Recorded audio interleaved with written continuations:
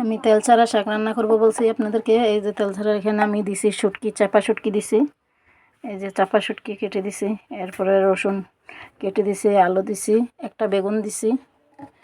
এরপর এখন দিব মরিচের গুঁড়া। এখানে কোনো তেল দেব না। এই যে হালকা মরিচের গুঁড়া দিছি 1 চামচ। এরপরে হালকা হলুদের গুঁড়ো দেব। যখন এগুলো সিদ্ধ হয়ে যাবে ভালো করে, এখন একটু পানি দিব। পানি দিয়ে রান্না করব। যখন সিদ্ধ হয়ে যাবে ভালো করে, এই যে পানিগুলো দিব। তারপরে সিদ্ধ হয়ে যাওয়ার পরে দিব লবণ। তারপরে শাকগুলো দিব। এই যে শাক কুটা নিছে, ধুয়ে রাখছি। এখন রান্না করতে বসাই দিব। এগুলা যখন সিদ্ধ হয়ে যাবে ভালো করে, তারপরে শাকটা দিব। আমি রান্না করব হলে আজকে লাকড়িতে।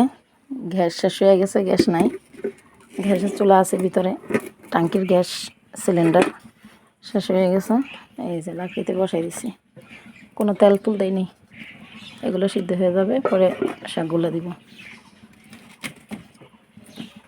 এই যে লাকড়ি চুলাতে।